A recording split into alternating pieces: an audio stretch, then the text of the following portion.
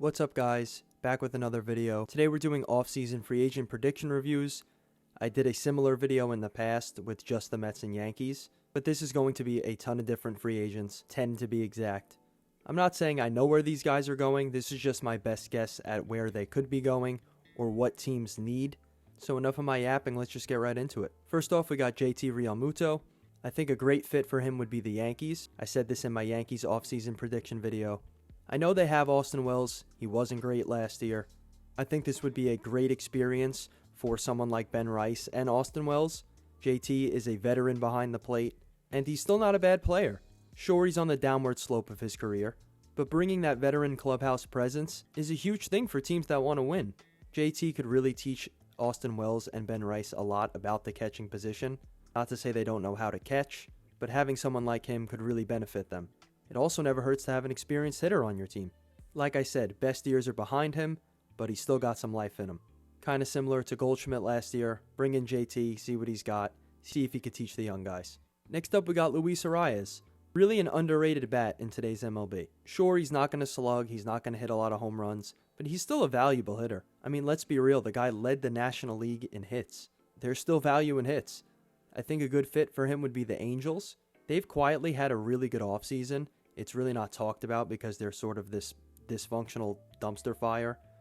They've had so much drama over the past couple of years. But a guy like Luis Arraez could really do a lot for that clubhouse, similar to JT. You bring in a veteran hitter, and he could bring up the young guys. Not only that, but you're getting a two-time batting champion. I don't know if he would play first, I don't know if he would DH, but a cheap one-year deal for a team like the Angels is exactly what they're looking for.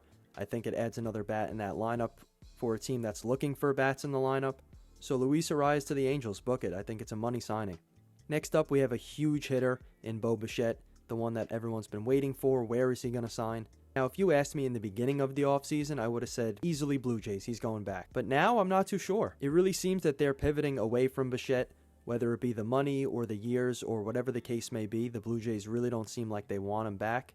So that leaves limited options here. A lot of teams that have the money to pay him don't really need a shortstop. I want to say he goes to the Yankees. Volpe has clearly not panned out, but I really think they're going to stick with him. I don't see the Yankees being really eager to give out a huge contract, especially with the years that he wants. So ultimately, I think Bichette ends up as a Philly. As much as it pains me to say that, because I really don't want to see that, but it just makes a ton of sense. Yes, they have Trey Turner, but you could easily just put him at second or Bichette at second. You're not getting Bichette for him to play defense, you're getting him to hit the shit out of the ball. I think the most underlooked at stat in baseball is hitting with runners in scoring position, and Bichette does that almost better than anyone. He was such a clutch hitter last year with runners on base, especially in the World Series, hit that huge 3-run homer in Game 7. Other than the Dodgers, it would immediately put this Phillies team as second favorites in the NL if they aren't already the second favorites in the NL without Bichette. So putting a guy like Bichette in this Phillies lineup makes them very scary, a team that you do not want to face. And Dave Dombrowski has shown in these past couple seasons that he is trying everything to help the Phillies win a World Series. They have the money, it's a big town, Bichette's a big town player. I think they get it done. Bichette to the Phillies. Now we have kind of an unforgotten bat in this offseason in Eugenio Suarez. This guy hit 49 home runs last year. No bias here, I think he can fit in quite nicely with the Mets. No one can really replace Pete Alonso, but in terms of the power, Eugenio Suarez is really the closest you're going to get. You know what you're getting with him. A lot of strikeouts, not the best defense, but he's going to hit home runs. I don't know if he would DH or play third. The Mets kind of have a plethora of third basemen with Mauricio, Beatty, Vientos, and then adding Suarez would kind of really mess with that. But you could always just DH Suarez or DH Vientos or platoon. I don't know how he would really fit onto the team, but all I know is that if you want to replace Pete Alonso's power, Eugenio Suarez is a great chance to do that. Don't see anything more than a 1 or 2 year deal for him. Really, ideally, it would be a 1-year deal. It's a low risk, high reward kind of signing. If they suck and they aren't going to make the playoffs, you could always trade a guy like that at the deadline. Next up, we got the debacle of Cody Bellinger. What a weird offseason it's been for him. He came out of the gate saying he wants 7 years. No team has been willing to go that 7th year, or even a 6th year for that matter. The Yankees did the right thing with putting their foot down here. They're at 5/150. They're not going any longer than that. They shouldn't go any longer than that. Listen, Bellinger's a great player. There's no denying that. But the inconsistency in his bat over the past 5 years really may be scaring teams away from giving him that 7-year deal. And he's also really not a premier player in this league. Sure, he's a great player, but I wouldn't label him as like a top 15 player. So with all that being said, where does he go? I'm really not too sure. Like I said, Yankees are really putting their foot down. They're staying firm at 5 years. He's staying firm at 7. Mets were interested, but they are definitely not going 7 years. Especially with a guy like Stearns as the GM, he's not going to be willing to go that long for a contract. So now what are the options if it's not Mets or Yankees? There really isn't many more. I could see a mystery team like the Blue Jays stepping in if they miss out on a guy like Tucker. But at the end of the day, when it's all said and done, he may have to crawl back to the Yankees on an opt-out deal. Maybe the Blue Jays do overpay for him and they give him the 7th year because they miss out on Tucker. I don't know. We have to see who signs first and where. So I wish I had a firm prediction for Cody Bellinger, but I really don't. If I had to put my best guess out there for you guys, it would be the Yankees, just because he had his best season there since his MVP season, and it just makes all the sense in the world for him to go back. Will that happen? I don't know. Now we kind of throw a curveball, not a big name, but we're going to look at Harrison Bader. Harrison Bader is a great player. He's a guy you want on your team. He's fast, he's got some pop, he plays good defense in center. He's just a valuable player. He's a great clubhouse guy too. A team that I think should be all over Harrison Bader is the Nationals. Sure, Jacob Young is a great defensive center fielder, but let's call a spade a spade. The guy couldn't hit water if he fell out of a boat. Bader brings the great defense plus a good bat. Not a great bat, but a good bat. I also heard they want to trade Mackenzie Gore. That's asinine. I don't know why they would want to trade Mackenzie Gore. You have a young team. Even if you suck next year, just let the young guys play. Having a guy like Bader in that clubhouse could really help the young guys just let loose and play comfortably. He's been all around the league at this point, so he understands how clubhouses work and what it takes for a team to mesh. So I think the Nationals should look into Harrison Bader. Would be a good signing for them. Now we have Kyle Tucker. Very similar to Bellinger here. Wants a lot of years. Don't know if he'll get a lot of years. Don't know who's going to give him those years. But it looks like it's a 3-team race right now between the Mets, Blue Jays, and Dodgers. Kyle Tucker did not have a good second half last year, probably due to his hand injury, but Kyle Tucker is an elite hitter. There is no denying that. Not only is he an elite hitter, but he's an experienced postseason hitter. He's a World Series champion, and a lot of teams are going to evaluate that when looking to sign him. And what I mean by a lot is the 3 teams that I just named. Now the question is, where does he end up? If I had to pick between Dodgers, Blue Jays, and Mets, I'm going to say the Dodgers here, unfortunately.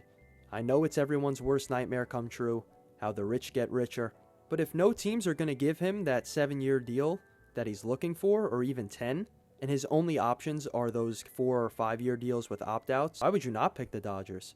It's a free World Series ring, it's a chance to shine in the spotlight. You're going to get paid if you opt out after the 1st or 2nd year, especially if he performs in LA. It was just reported today that the Mets may offer him that short-term high AAV deal. If the Dodgers do the same, why would he not pick the Dodgers? Again, maybe the Blue Jays come in and they say, you know what, we're just going to give him the 10-300 and call it a day, and he may run away with that contract. These are my free agent predictions, so if I had to pick, I'm saying the Dodgers. Now we go to the starting pitching market. We got Framber Valdez. I think a lot of teams were turned off on him, especially after the whole fiasco with the catcher last year. If you guys didn't see it, his catcher told him to step off the mound. He didn't. He then gave up a home run. Catcher got angry. Next pitch, he threw it at the catcher. Very weird situation. Don't know what went on there. Valdez, like many of the other guys I'm talking about here, is seeking a long-term deal. Don't think he gets really a long-term deal. The Mets were interested at one point. The Orioles were interested at one point. It doesn't seem like they really are anymore. Ultimately, I think he ends up as an Oriole. And I say that because if no teams are going to go the length, then I think the Orioles would be the most aggressive in terms of money for him, just because of how desperately they need a starter right now to complement that absolutely insane lineup that they've put together. Maybe they will go the extra years to get him just to have him and say that they tried to make a run within these next 3 to 4 seasons, and if it doesn't work out, it doesn't work out. But he's a tricky one because not many teams have been really in on him, so very interested to see where he goes. I think it's ultimately the Orioles. Next pitcher we're going to look at is Ranger Suarez. Not much news on him at all. I never really knew much about Ranger Suarez up until a couple of years ago when he started being really good for the Phillies. Ranger Suarez is a lefty and a reliable arm, which is always good to have. I know the Mets looked at him as well, but that really didn't go anywhere. I think the best option for him is to take that short-term opt-out kind of deal to go back with the Phillies, and if he does well, he can opt out again next year and try this over again.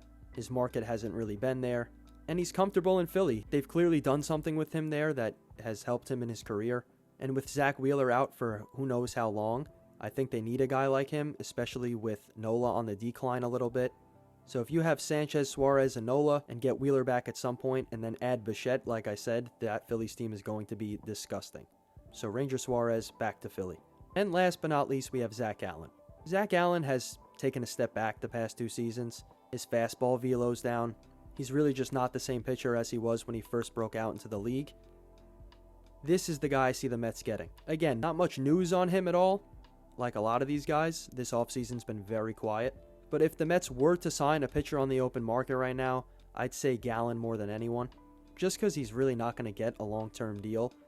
And that's right up the Mets' alley. If he's going to reinvent himself, I think Stearns is the perfect spot to go because he loves to do that, clearly. Sometimes it works, sometimes it doesn't. I think Gallen's still got something left to show. He's young enough, and he's got good stuff, and he throws every pitch under the sun. So Zack Gallen to the Mets is my last prediction here. If you guys made it through the video, I really do appreciate it.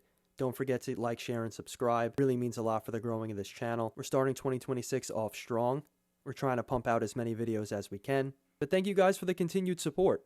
We are a growing channel, so not much has popped off here, but I really think that it will, and please keep commenting. I love engaging with you guys. I'm going to go live. If the Mets ever sign someone, I'm going to go live and talk about that, so you guys could call up.